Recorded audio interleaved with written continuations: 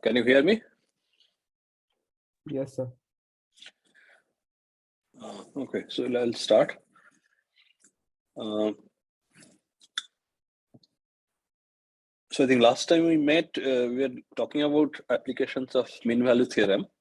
So the remaining applications, like the proof of L'Hopital's rules and Taylor's theorem, that were to be discussed in the previous lecture.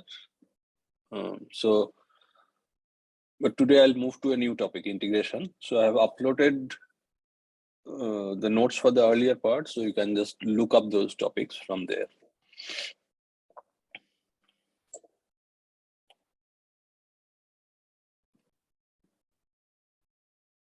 So we'll start with integration today. More specifically, what you know to be definite integrals. We're concerned with those today. So, and you know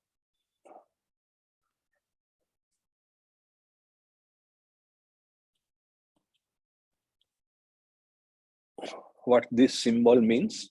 So we'll define it formally and we'll study the properties. So basically this, as you know, it's going to be a number associated with a function defined on a closed interval, closed bounded interval a to b. And the number would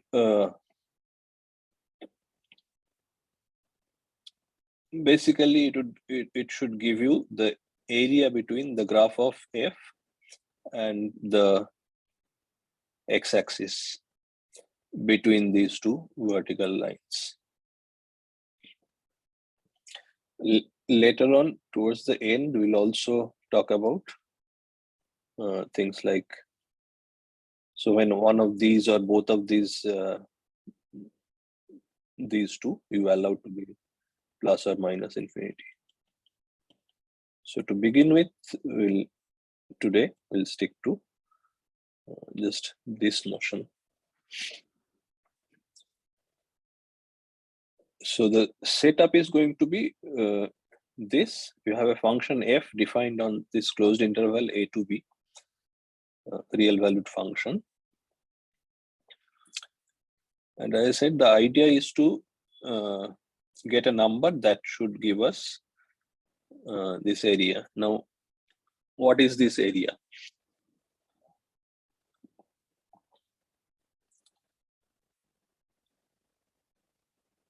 So, okay. So before starting that, let me just, I think I'll be repeating, I have mentioned this still, partition. So let me still mention it once. So in general, if you're given a set,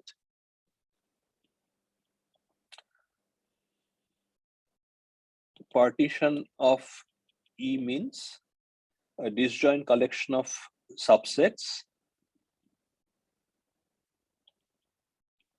So this could be some index set. A disjoint collection of subsets of E, so that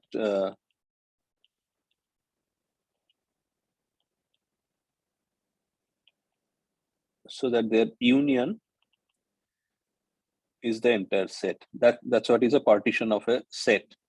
That is the general term partition, is the meaning of this term partition. If this set is an interval, then it would, in general, partition of E would mean again the same thing. But for this part, when you're discussing integration, in fact, earlier also we have done the same. So in this context, for this course, by a partition, what we would mean will be partitions of a very specific type.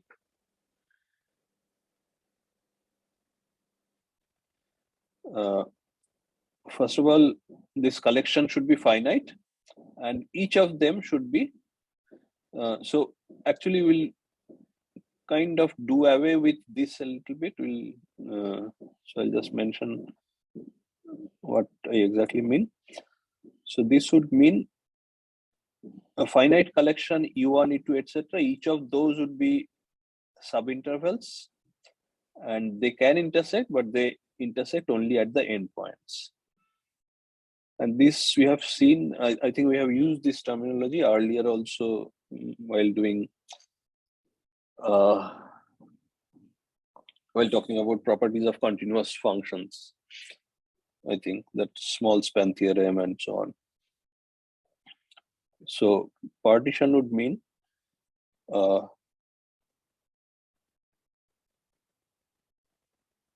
so you can specify this by specifying these endpoints. Okay, and if you collect together these endpoints, what do you get? You get a finite subset of this interval A to B,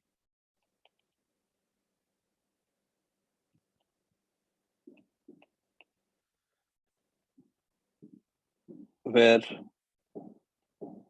you write them. So this is just convention so that it's convenient for you to work with them, that you are writing them in an increasing order. And this includes both the endpoints. So a finite subset of this that includes both the endpoints, that we'll call a partition. And what we'll have at the back of our mind is this collection of subsets. So this is almost like a partition in the according to the general definition that I mentioned for a set, except that here their endpoints, they intersect at the endpoints.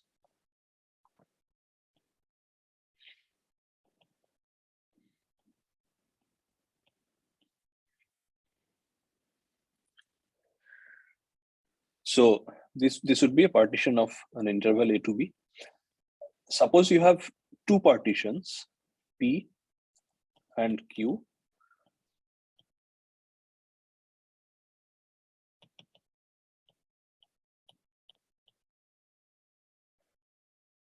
So let's say P is x0, x1, x2 up to xn, let's say.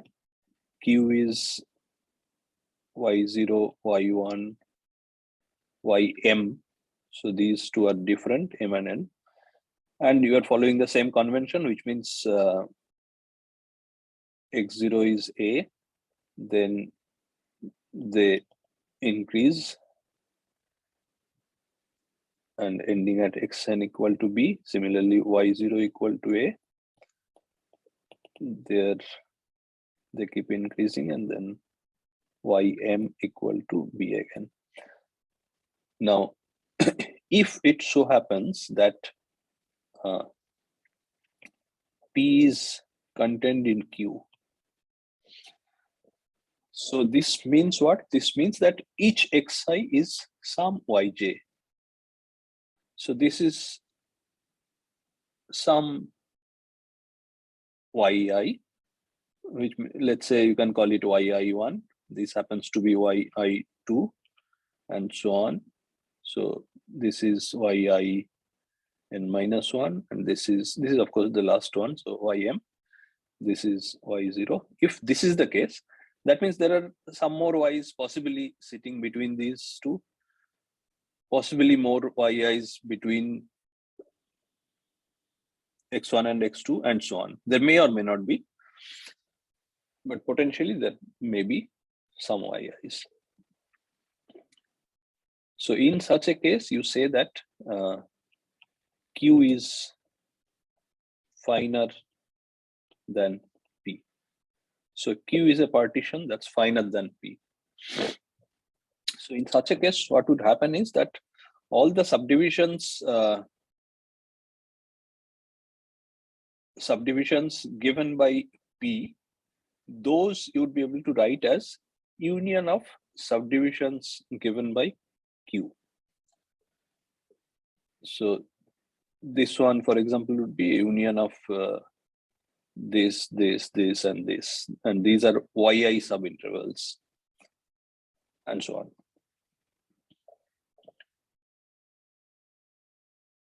Okay.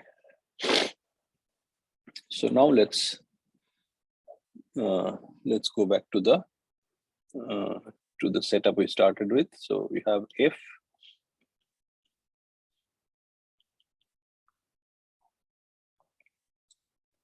Okay. Now, suppose the function f is a constant function. So the graph is exactly like this, where let's say f of x is c. This is the function, constant function. So in this case, since I mentioned in the beginning that we want to associate a number that should give us the area between this graph and the x-axis and between these two vertical lines. So for this specific case, what should this number be?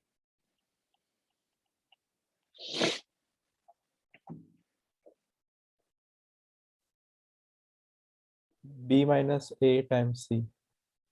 B minus A times C, exactly.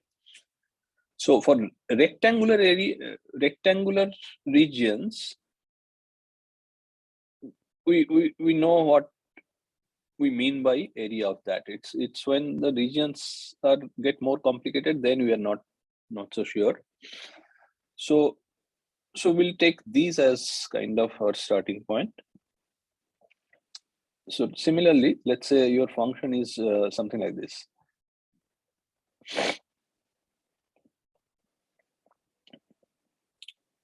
Think of,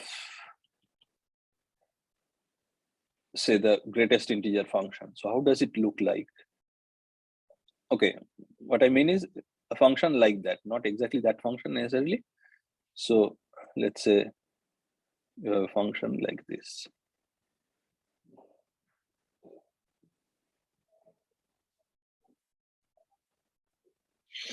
So if this is the function, then what would be the number that you would associate with this? So then you look at the corresponding points here, and then what you do is you basically divide the entire region into smaller parts so that each part is a rectangle, and then you are more clear what exactly you mean by area. So you'd simply take these areas and then add them up.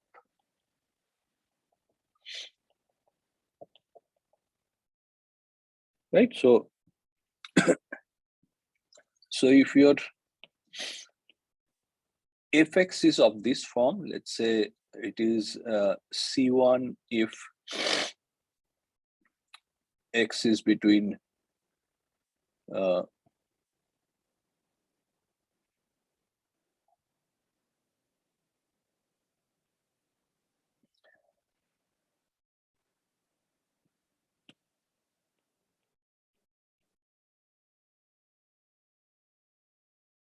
sorry, 1 and 2 and so on, and Cn if xn minus 1 xn, which is b. So xi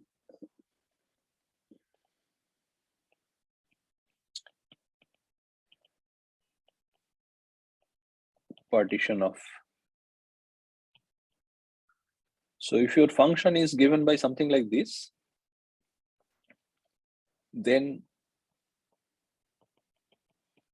you want this number to be summation ci xi minus 1 I equal to 1 to n, right? So now what to do if you have a more general function?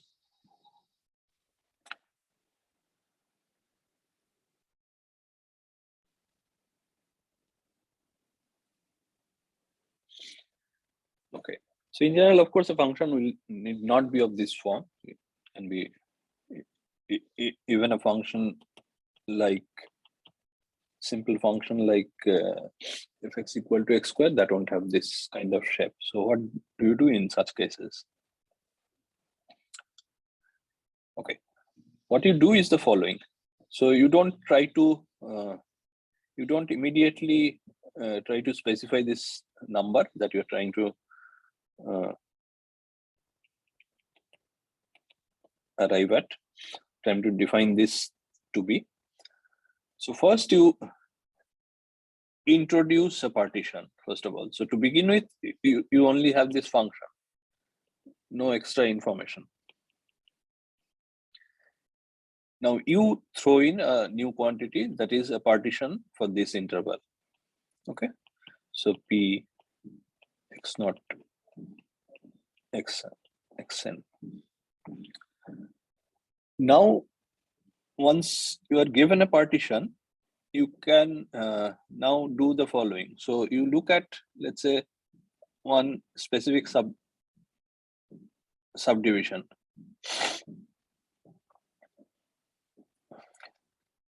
Now look at the function in this interval. Now you look at the infimum and look at the, so here the picture is not so great for what I'm trying to draw. So maybe, sorry.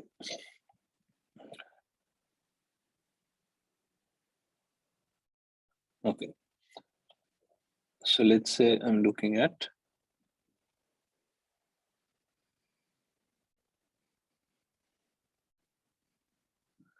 this interval, this subdivision. So here, if you look at the infimum of the f values, that's this. Supremum of the f values, that's this. So you have two rectangles. One is this smaller one,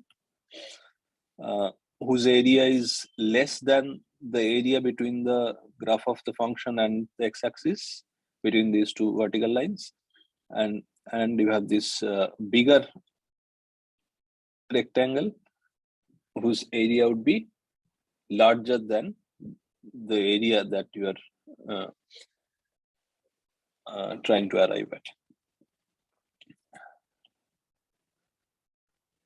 Okay, so you associate two quantities with the data you have. So one is you denote it by the lower integral of f in the interval a to b with respect to the partition. So all these are kind of input. So this would be what? This would be, so these are some of the areas of the rectangles below the graph of f, which means it would be xi minus 1 times infimum of fx, x belonging to this subinterval, xi minus 1 xi, and the sum here is from 1 to n. And you associate another number which you denote by u f a b p, and you call it the upper integral of f in the interval a to b with respect to the partition p, which would be a similar quantity except that you take the supremum here.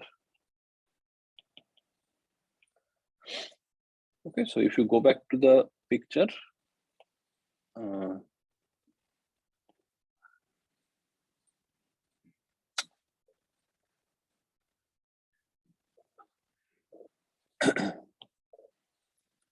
so this L would give you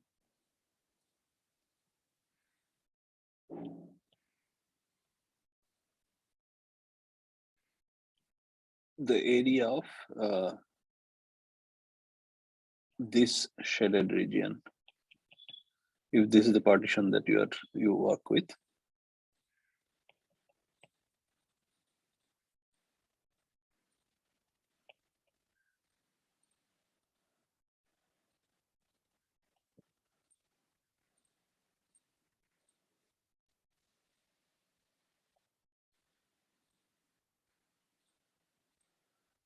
whereas U would give you, for this same partition, U would give you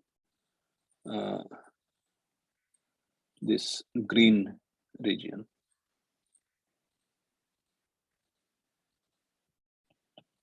And so on. So let me not draw the entire thing.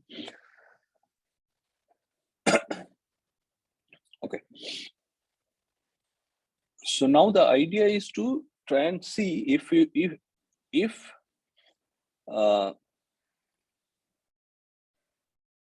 can, it is possible to take some kind of limit of both these quantities and they are the same. Then that quantity you define the integral to be that quantity. Okay. So for that, let's just look at some properties of these two numbers first. So one immediate observation is that L, this is less than equal to the corresponding U.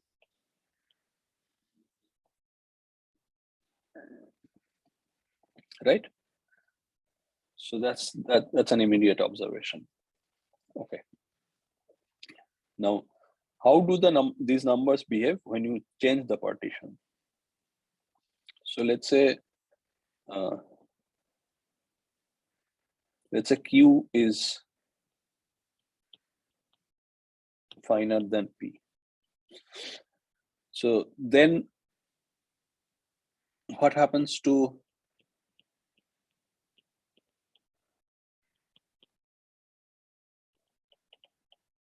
how are these two numbers related? Is there any relation?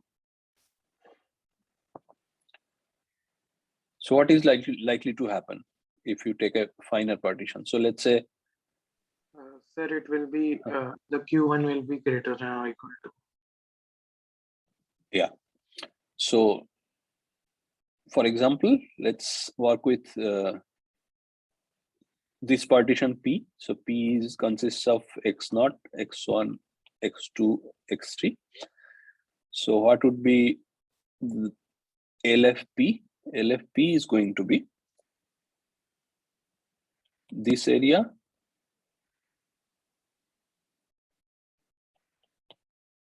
this area, and some of these shaded regions.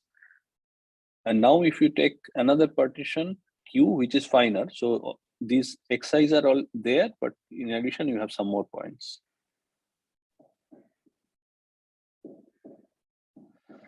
Then what happens? You have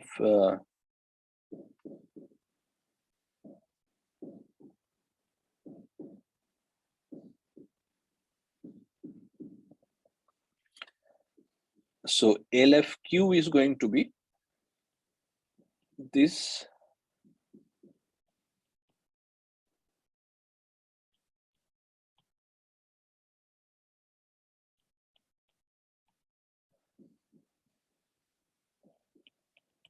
and so on. So you can see that you are going, this is going to be bigger.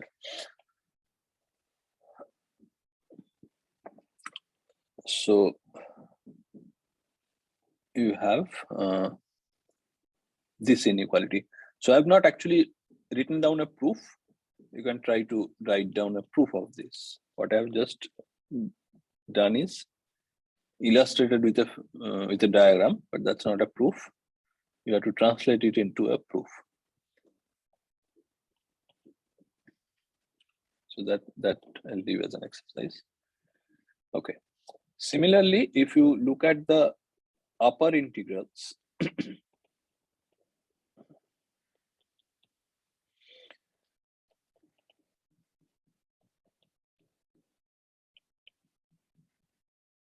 how would they be related? So the Q1 will be less than or equal to. Here the inequality will go in the opposite direction. Again, I'll leave it as an exercise.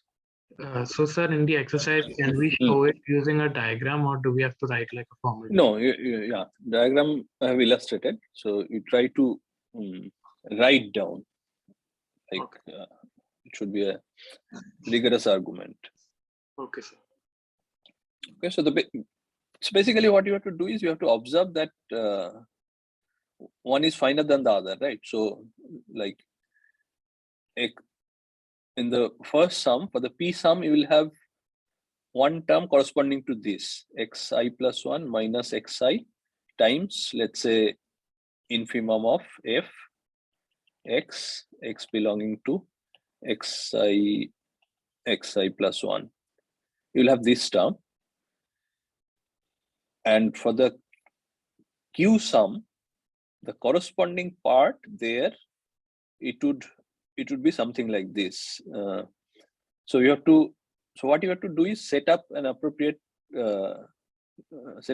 notation so that writing it becomes easy, because you can see the idea from the diagram. You just have to translate it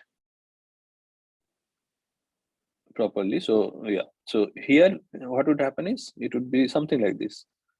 Let's say, so this would be y ki, let's say, and this should be y k I plus 1. In between there would be some yj's, right? So yj plus 1 minus yj infimum of fx x belonging to yj plus 1, and j would be from, now we have to see from where to where. So the initial So we can argue that yeah, all of these infimums are greater than or equal to the infimum of the previous one. Right, because these are all going to be subintervals of this. The infimum would be bigger, because on a smaller set the infimum is greater than or equal. So that would be the argument. Okay. So for each term, this part, so you retain this part, don't change anything. This part would be greater than or equal to this part. So overall, what you would get is this is going to be greater than or equal to summation, and then in this part you will get this quantity which does not depend on j. So this will come out of the summation, and then you will get this sum which would give you xi plus 1 minus xi. So this entire thing would be greater than or equal to this term. Similarly for the upper integrals. Okay.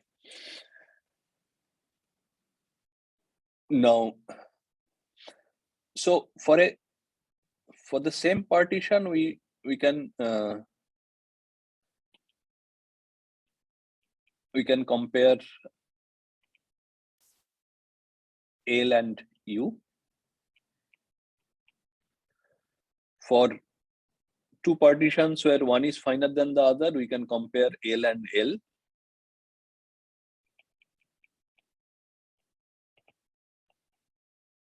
And also U and U. So these are the inequalities you have got, right? So here it was, so Q finer than P.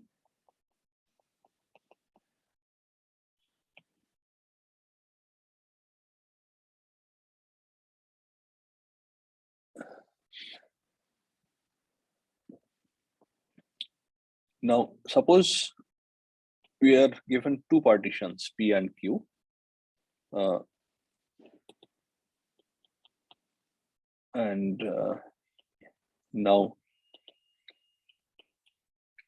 can we say anything about these two numbers? And we don't know anything about P and Q, meaning how they are related. So I'm not saying that one is finer than the other. They're just two different partitions.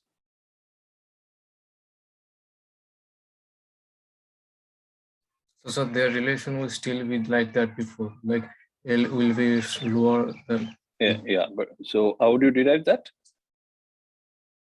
because the other one is the supremum. So supremum is always going to be the No. But they're supremum about different things, like the quantity itself changes. So you cannot directly compare. We get another partition R which is finer than both P and Q. Yeah. So what would be such a partition?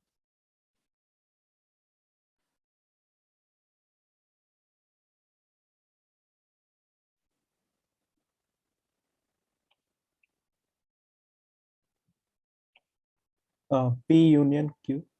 Right. So P union Q again is going to be a finite subset of this interval. It would contain both the endpoints. So this would be a partition, and this would be finer than P, finer than Q, because P is contained in this, Q is contained in this. So this is one.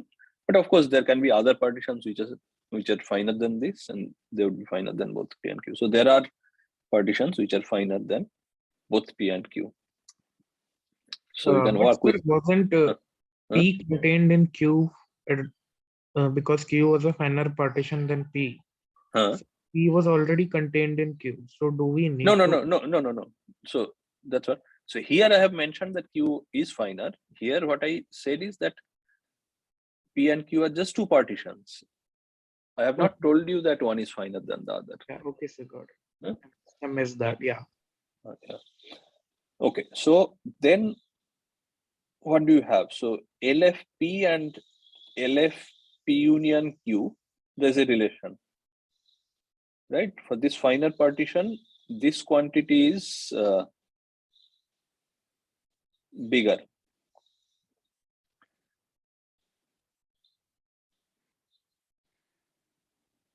And this is less than equal to UF.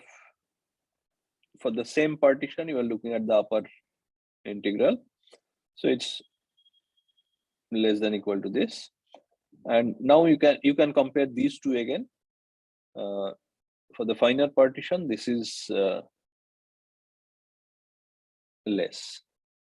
So if you combine these three, what you get is this inequality. So for any two partitions, L, F,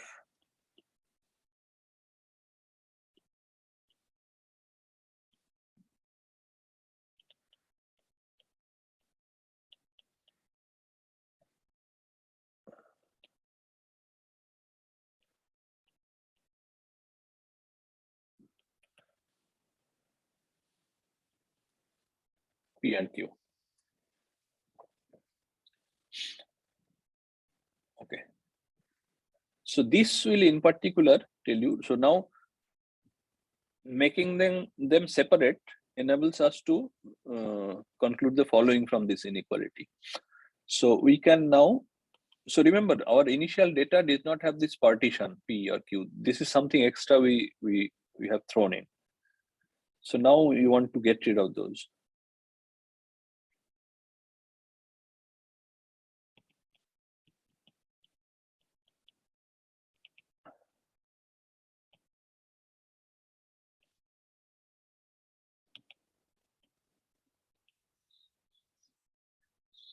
So sorry.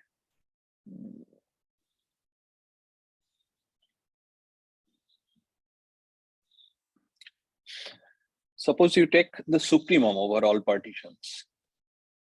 Okay. So the right hand side here does not depend on P. So the supremum would still be less than equal to UF Q. And this is a number that does not depend on any extra data. So this is something that just depends on F and the interval A to B. right? So in fact, this quantity will denote by LF AB, and this will call the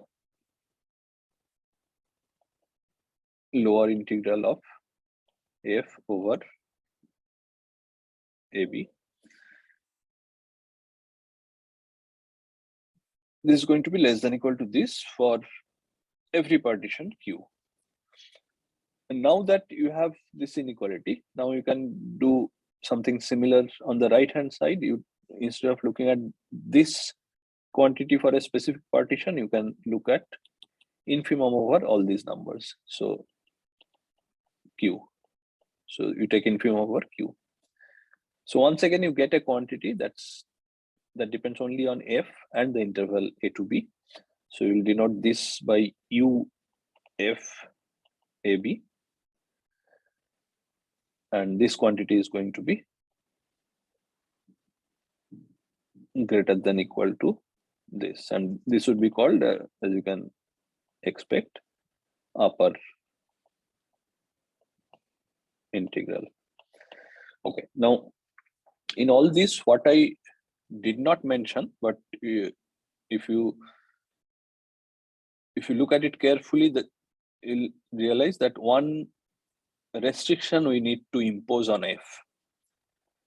So the beginning, what I said is that F is a function. Okay, I did not impose any condition whatsoever on F. Now, when we are defining these quantities,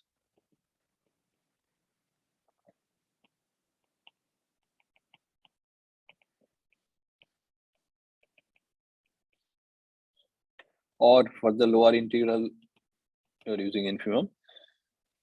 So here, what one condition that you need for these quantities to be reals is that F is bounded. Okay, so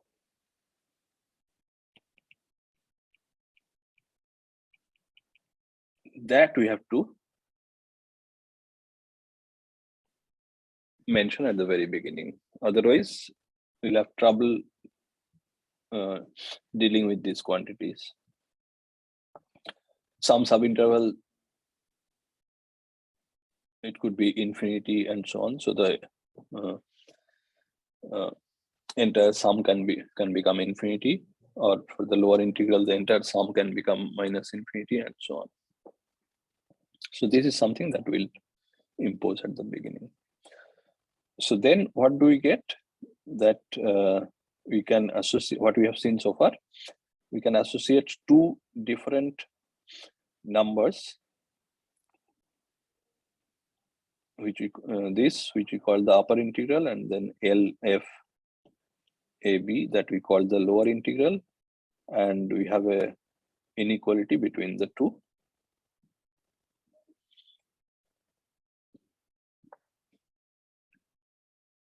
And also, if F is bounded, which we now have mentioned, that means that Fx lies between two numbers. Then we also can say additionally that the upper integral would be less than equal to m times b minus a, and the lower integral would be greater than equal to small m times b minus a. Okay, now let's look at one or two functions. Okay,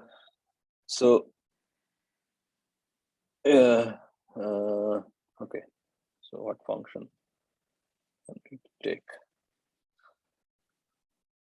Let's take fx equal to x.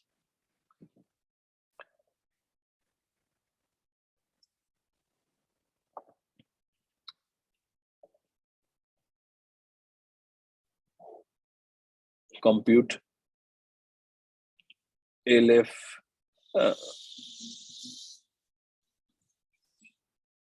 0 to 1, UF 0 to 1. Okay, try and compute this. So you'll see that you don't have to actually compute the integrals for each partition. You can argue without having to evaluate it for each partition. Not this, but those corresponding quantities, LF.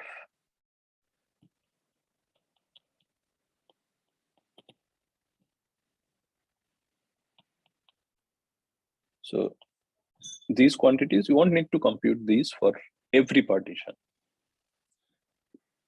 You can evaluate these by looking at some nice enough partition. So try and compute these.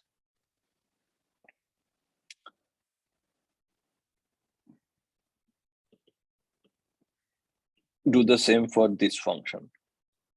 Okay. Same exercise.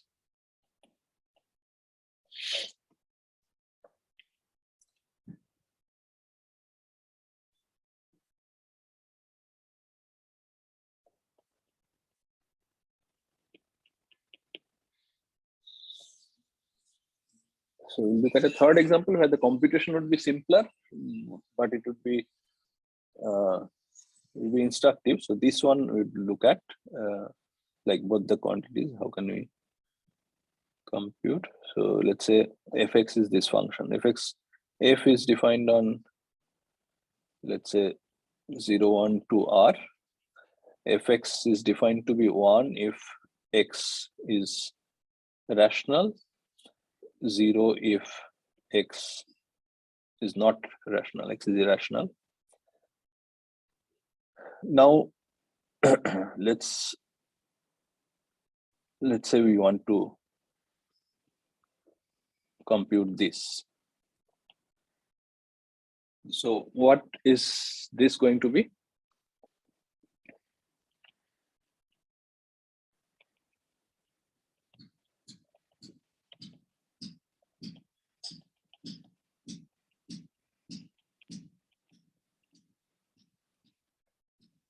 Zero. 0. No question mark. 0, right? Because Yes, yeah, because there because- will always be an irrational in any yes, interval. yes. So this infimum is always going to be 0 because these two are different. So this is 0, which means that the lower integral, that means you are taking the supremum over all partitions, that would still be 0. And similarly, what would be the upper integral with respect to a partition? 1. That would be 1, because each of the supremums are going to be 1, and then these would add up to the length of the interval, which is 1 in this case. Oh, I said AB, sorry. Oh, okay. So maybe let's AB. So this would then be B minus A.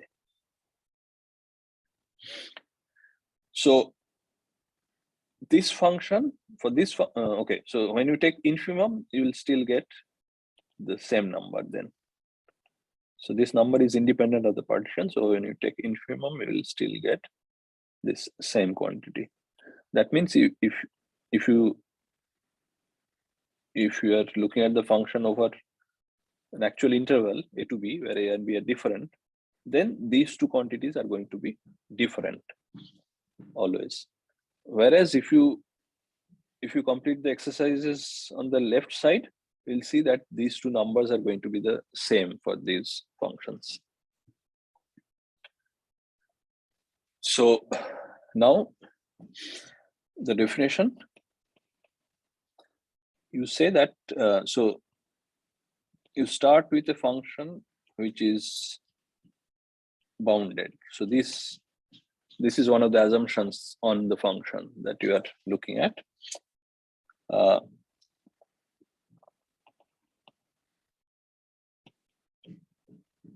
So you say that the function is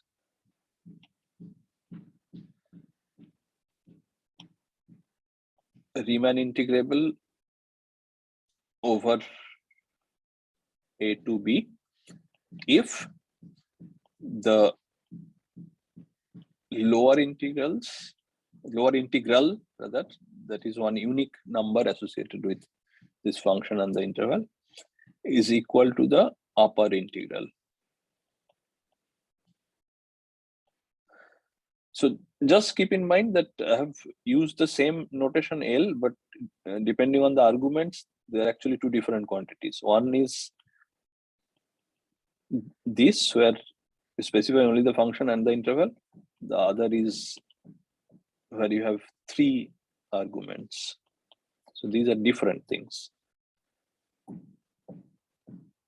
So just be alert about this, which one you are talking about.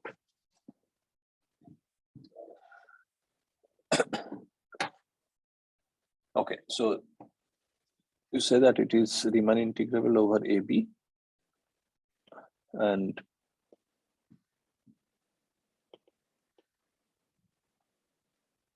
yes, the integral of f over a to b is defined to be this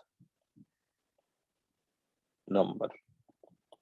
Okay, which means, so the standard notation for this would be a to b fx dx, or simply a to b f, etc. So it is this number.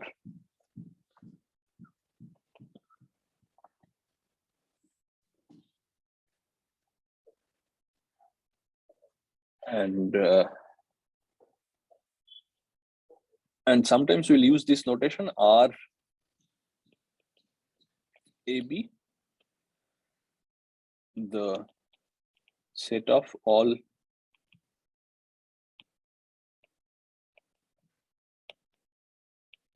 Riemann integrable functions over a to b.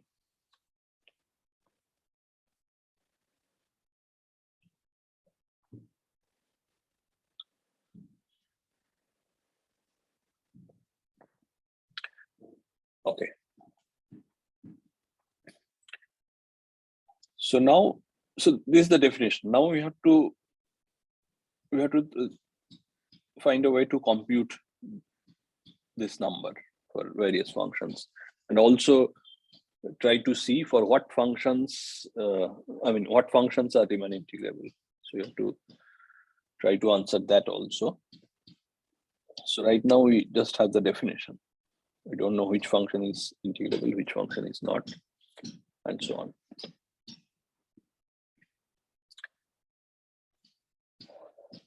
Okay. So the first property that we would look at is the following. So if start with bounded function, then f is Riemann integrable over a to b if and only if for every epsilon positive there is a partition P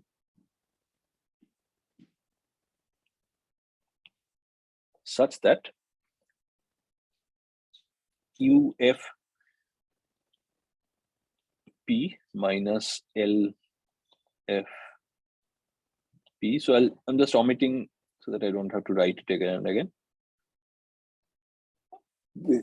This is less than epsilon.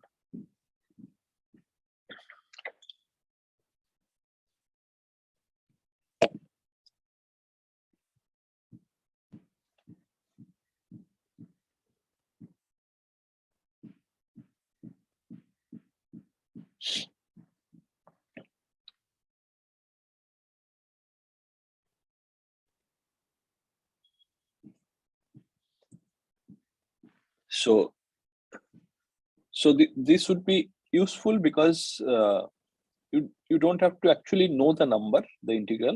You don't have to compute the infimum of these quantities or the supremum of these quantities. All you have to do is verify this. So given any epsilon, you have to just produce a partition such that the difference between them is smaller than this epsilon.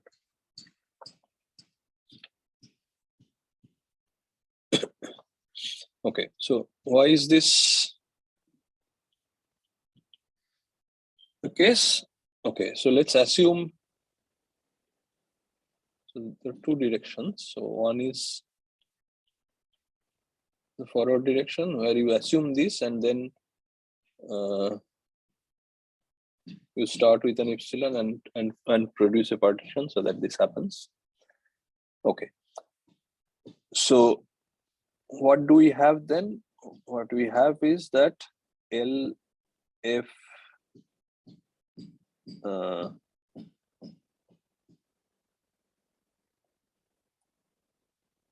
okay, so let's just decide on a convention. So when the interval is going to be fixed throughout the discussion, we'll simply omit even from the notation. Like here I was just leaving a gap, even that I won't do.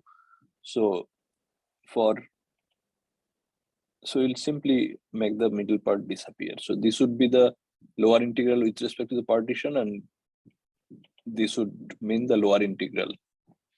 And similarly, UFP and UF. That is when this is going to be fixed in your discussion. When there would be more than one intervals involved, then you bring in that extra space in the middle and specify it. Okay, so just make things a little bit easier to write down. Okay, so we assume that f is integrable over a to b. That means LF equal to UF. That is by definition. And this is supremum of LFP, supremum over P, and this is infimum of UFP, infimum over P again. Just give me a moment.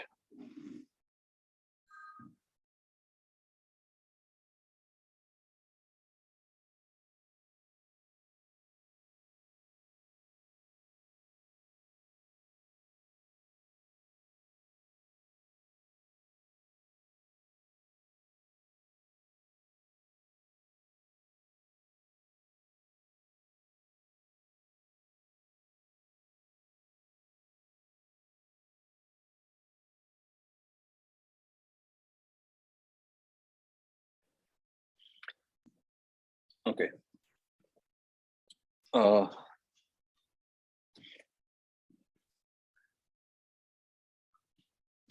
So our assumption is that these two numbers are equal, and we know that the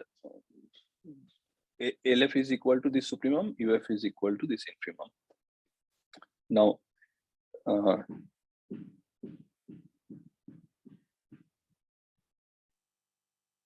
so this is LF, this is also equal to UF. Now, LF is supremum of this set. That means if I take anything smaller, then there will be some member of this set which is bigger than this. So you look at LF minus epsilon by 2. So that's smaller than LF. So there would be some member of this set which is bigger. So there is a partition P such that LF minus epsilon by 2 is less than LFP. Right? That you get just by using the definition of LF. Similarly for UF is the infimum. So you take anything bigger than UF, and then there is a member of this set which is smaller than that number. So similarly, we'll get a partition Q such that UF plus epsilon by 2 is greater than UFQ.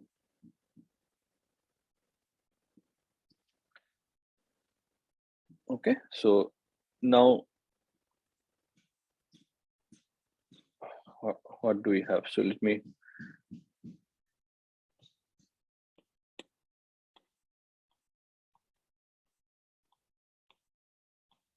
write down these two. UFQ less than UF plus epsilon by 2. And how are these two related? That we have already observed. Less than equal to. Right. So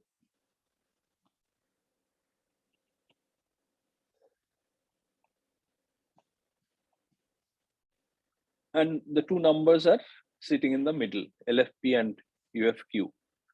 Okay. So now you take P union Q. So this argument we have seen, a finer partition. In fact, that's how you prove this inequality, that you get something slightly bigger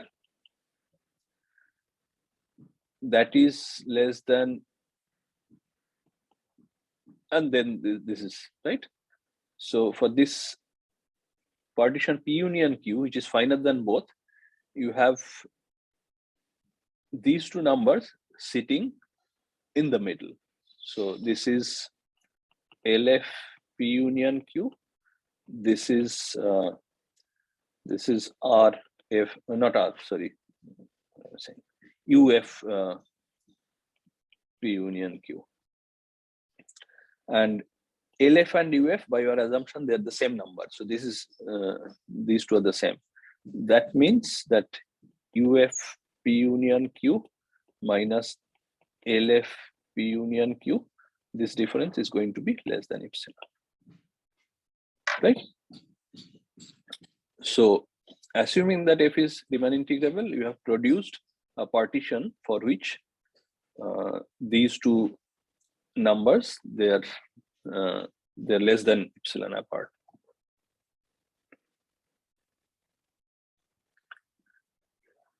So that proves one direction. Now for the other direction, so here for the other direction, what you have is that given epsilon positive, or maybe let me just go back to the statement.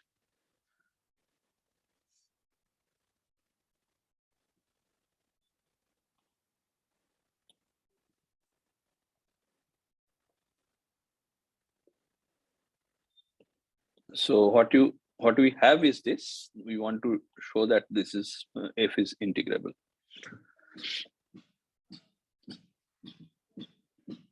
So how do we do that?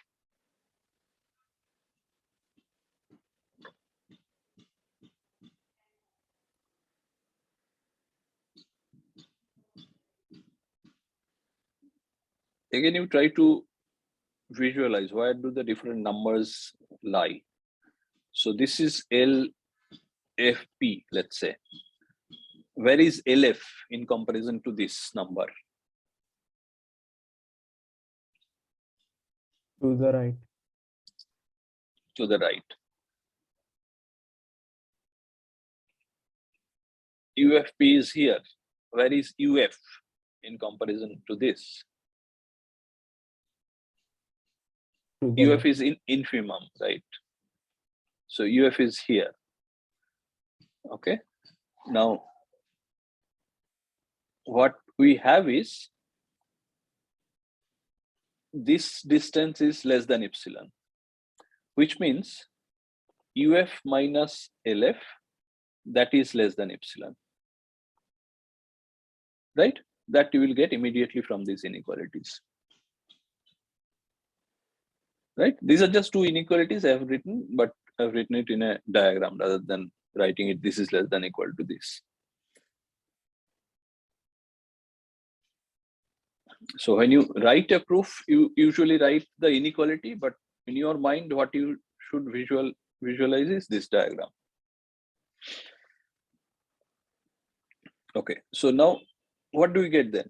We get that for any epsilon positive, this number is less than epsilon. And also, we already know from the properties of these two numbers that UF is always greater than equal to LF. So this is a non-negative number which is less than epsilon for every epsilon. So then the only way that can happen is UF equal to LF. Right. So, and that tells you that exactly that F is Riemann integrable over the interval A to B. Okay. So next.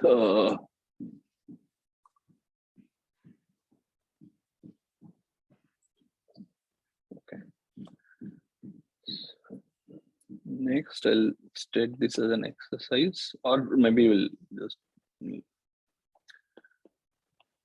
So.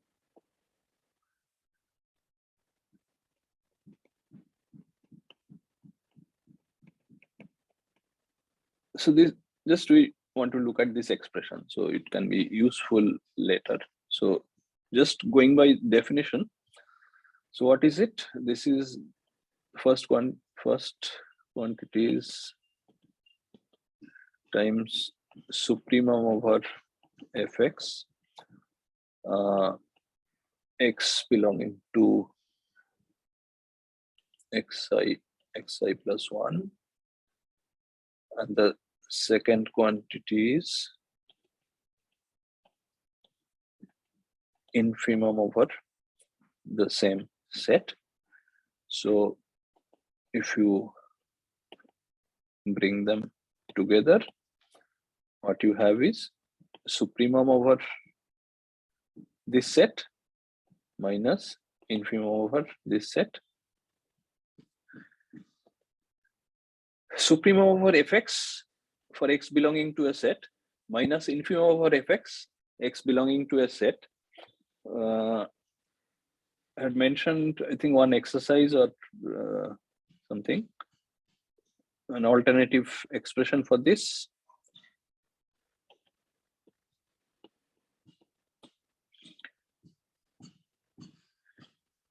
If you look at all possible differences for xy belonging to this interval,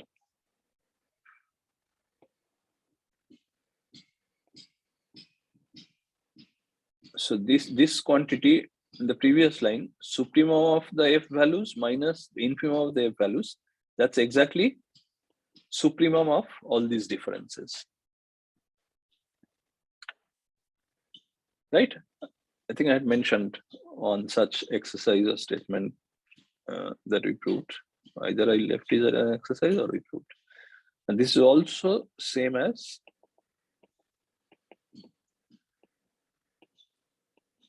you can put a modulus in. It does not change anything.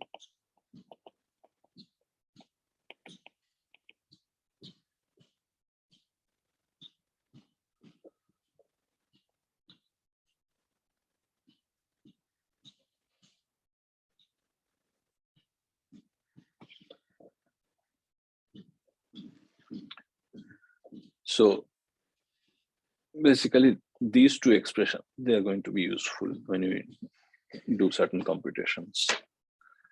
Because of the result we just proved, we have to look at this quantity in different situations. And if you go by definition, the difference is just this. But if you use this fact that supremum over a set minus infimum over a set is same as supremum over the differences, like supremum over z minus w, where z and w comes from that set, which is also same as supremum of modulus z minus w, where z and w comes from that set. So it's essentially that.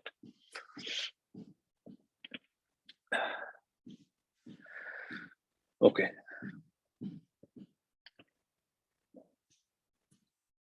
So now further properties. So let's say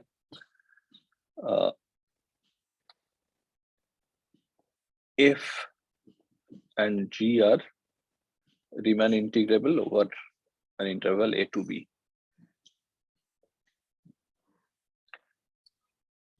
Then f plus minus g is also Riemann integrable over a to b.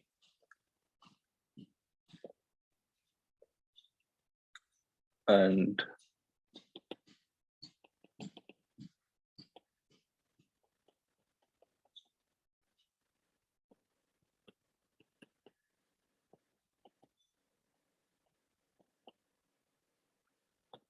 constant times a Riemann integrable function, that's again a Riemann integrable.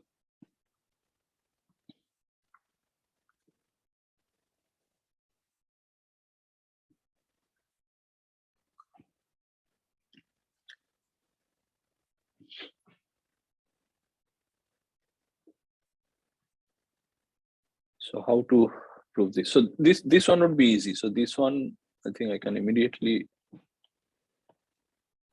leave the entire statement as an exercise. The first part. So let's look at, let's say, f plus g. So how to go about proving this?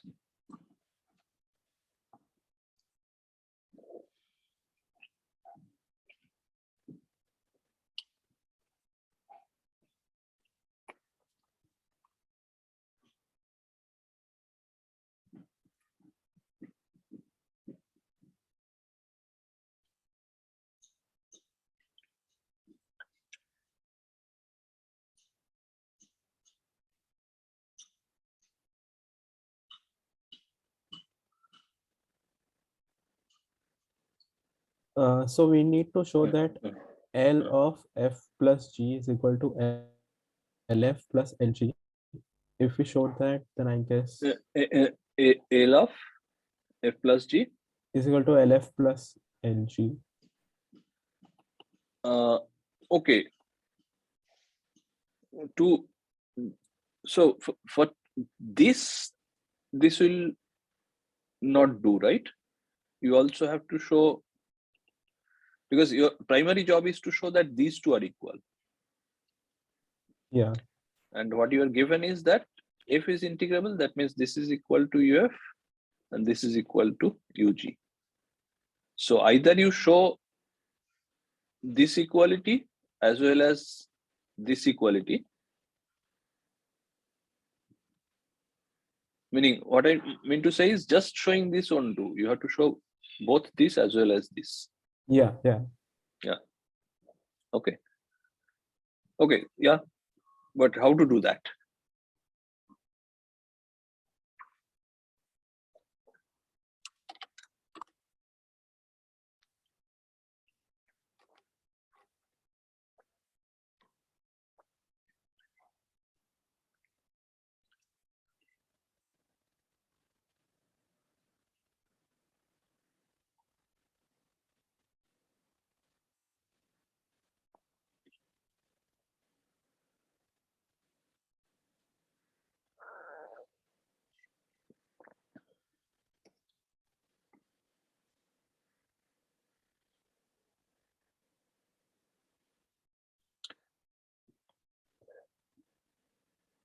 Or you could also try to use the criterion that we just proved, the if and only if condition for integrability. That is another way to do it.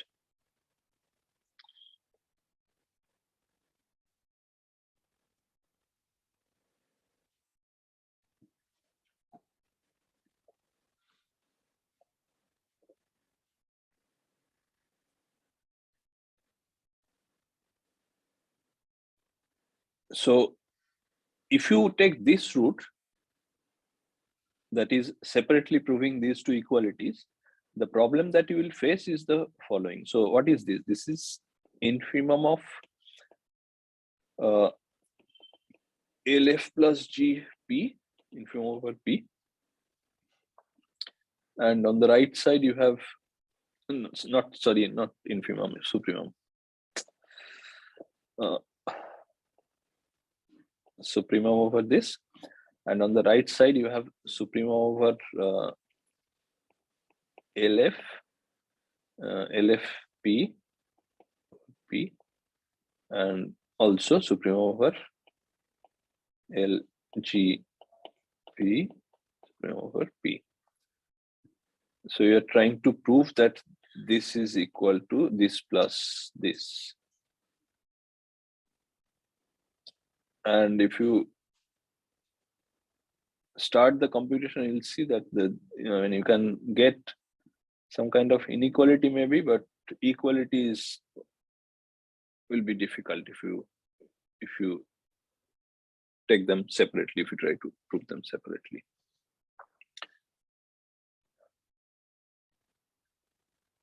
Okay, now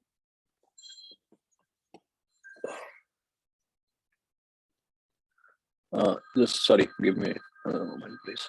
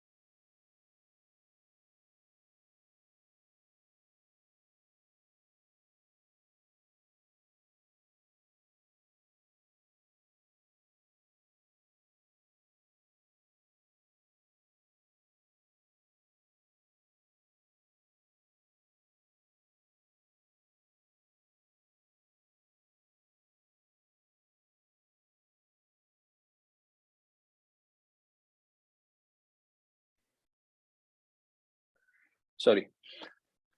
Okay, so so in order to decide about integrability of f plus g, this is one quantity that we need to look at, either through the supremum of this LF plus g, or otherwise, I mean, this is a quantity that is of interest. Now, on the other hand, we have LFP and LGP, about which we know something. Now, let's first see whether there's any relation between these three numbers. So what is this? This is, so there's no supremum. This is the lower integral with respect to P, which means this is xi plus 1 minus xi infimum over f plus g.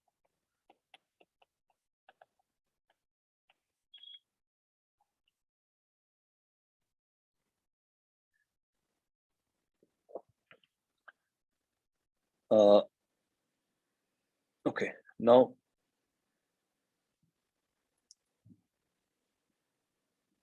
what can we say about, like, how do we relate this with, let's say, infimum of fx over x belonging to xi plus 1 and infimum of the gx over same interval.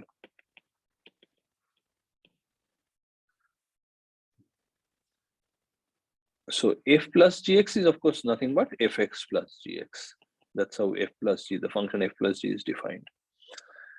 So infimum of fx plus gx, here you have infimum of fx, infimum of gx. So do you have an inequality going in any direction?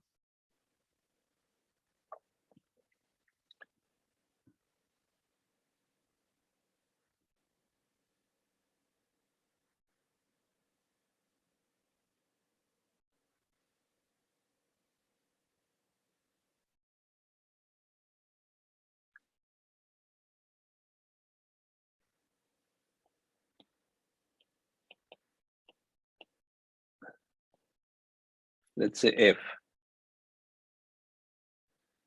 G. Will it be greater than equal to the sum of two?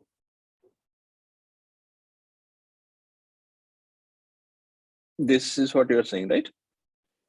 Yes, sir. Yes.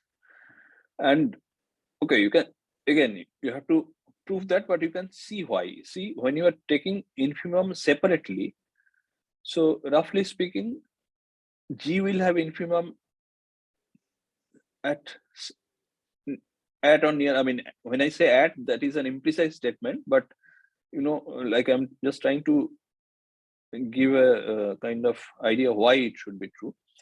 So for G, the infimum would be at some point. For F, its infimum can be at some other point. But when you form F plus G, definitely the infimum of F plus G cannot go below the sum of these two. And usually what would happen is for the function F plus G, because you are adding them at each point, you're not looking at fx plus gy, but fx plus gx.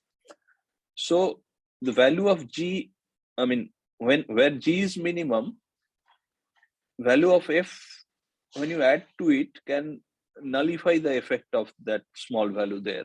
Similarly, where F takes its minimum, the value of G can be high and that can nullify the effect of that. So F plus G need not have its minimum value anywhere near those points. Again, this is the statement that I made, that is not a mathematically precise statement, but I'm just trying to give you a broad idea why you'd expect such an inequality. To show this, of course, you have to go through the usual route, epsilon and all. Like, what is infimum. So just use that to show this. So this is correct, the inequality that you stated, but one needs to prove that, give a proof of that. So maybe I'll state this separately, then it would be slightly less cluttered. Here it's xi and x plus I plus 1, etc. That's making it unnecessarily cluttered. So suppose f and g are functions over same interval, then infimum of fx plus gx, x belonging to AB, is greater than equal to infimum of fx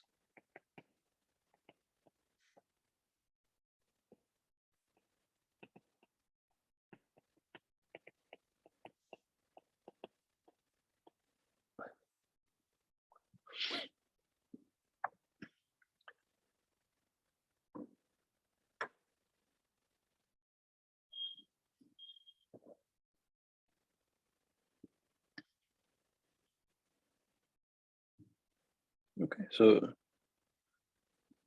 try to give a proof from the definition of infimum of a set. Okay, now coming back to Sir, yeah.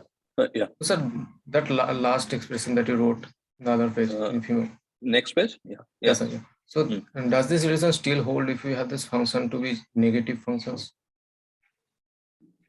Yeah. Okay.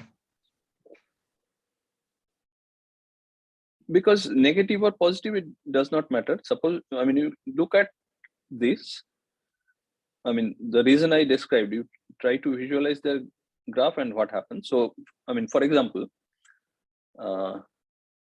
or maybe should we go through the proof? What I mean to say is, it does not matter whether they are on this side or that side. I mean, what matters is their shape, relative shape, not like their values, where in y-axis, which band their graphs lie.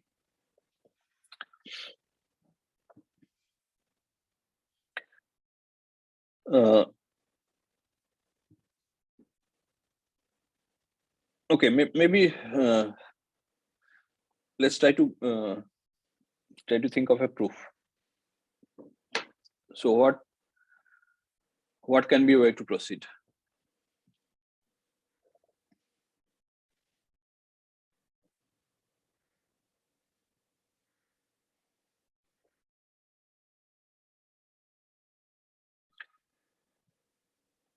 So you can start from the left hand side. So this is infimum of something, right?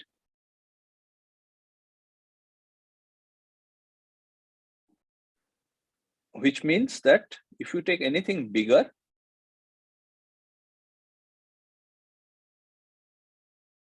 let's call the left hand side, let's say alpha, and you take alpha plus epsilon, what would happen? You would get an element from this set which is smaller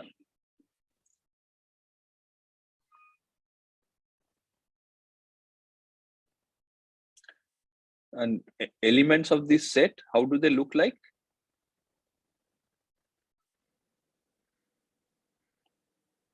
So let's say epsilon is given to you.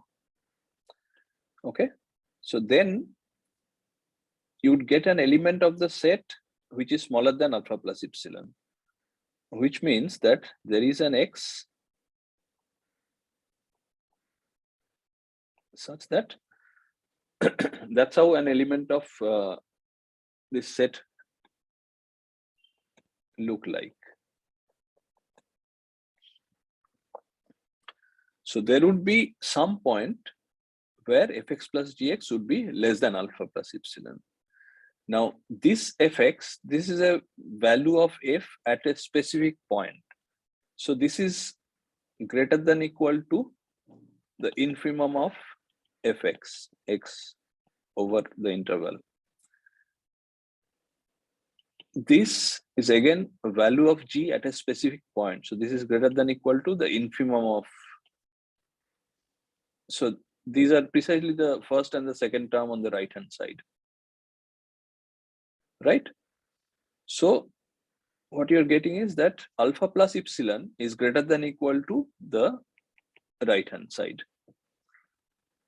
And since this is true for every epsilon, you will get alpha greater than equal to the right hand side. So whether fx is positive, negative, gx is positive, negative, that will not come into picture at all. And what I was trying to tell you through the diagram in the previous page, that is exactly this part. So this is the infimum of f plus g. So here is a point where the value of the function is close to the infimum. Now what would typically happen is that for f, the infimum can be at some other point, so it would be something possibly less. For g, the infimum would be possibly at some other point, so the infimum would be possibly less. So the sum of the infimums would be less than or equal to fx plus gx at any point, for any point x. And this is always going to be not always, this would be smaller than alpha plus epsilon. That is how you get this x.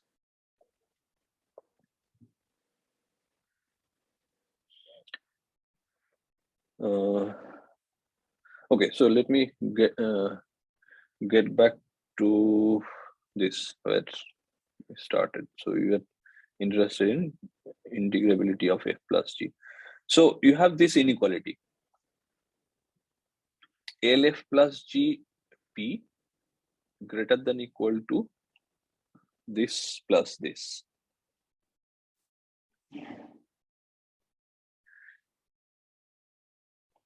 Maybe I'll copy this to the Next page.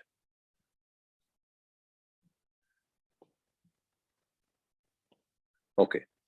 Now, similarly, you can derive an inequality between UF plus G and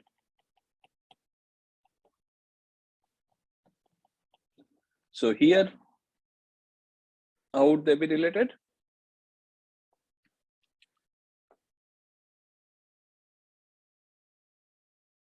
Less than equal to. Okay. Right. Less than equal to, and for a similar reason, you can argue exactly similarly. Exactly similarly, also maybe at this point, maybe let me just make the following remark. This is another useful observation. So suppose you have an F and you are looking at this quantity.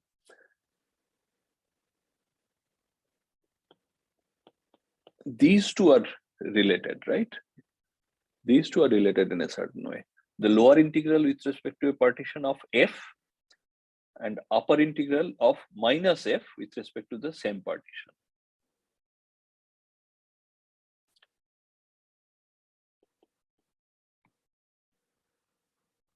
So yeah, I think that this will, so basically replacing F by minus F, you get a similar equality.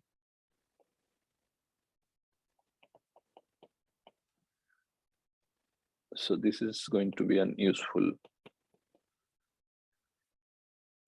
thing to observe. Anyway, so coming back, so you have these two. Now,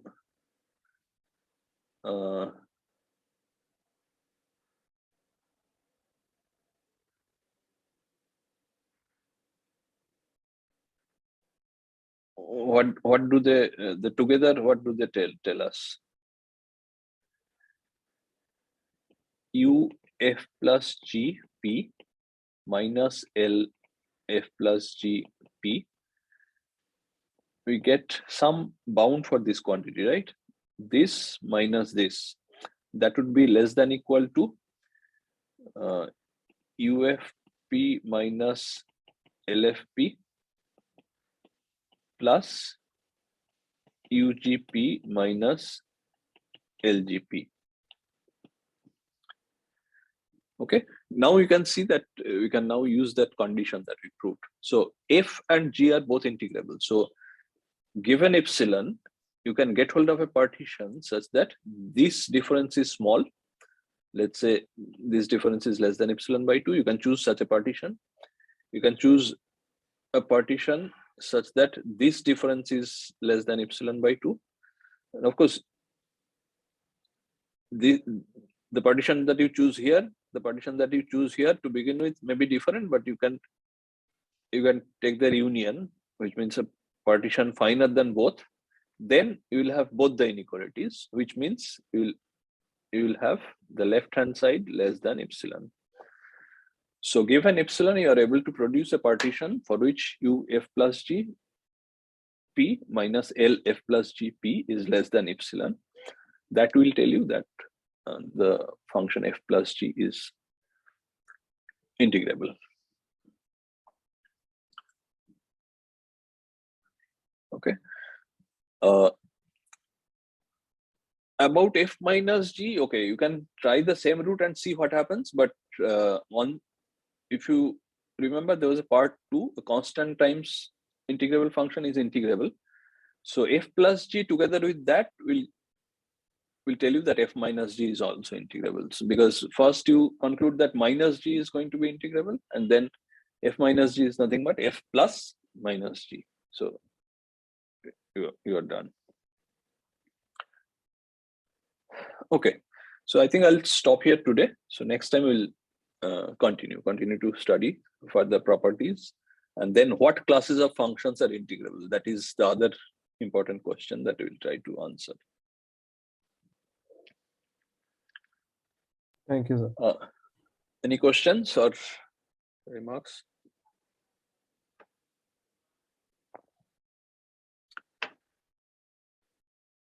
Okay, so then let me disconnect. We'll see you next week. Thank you, sir. Thank you.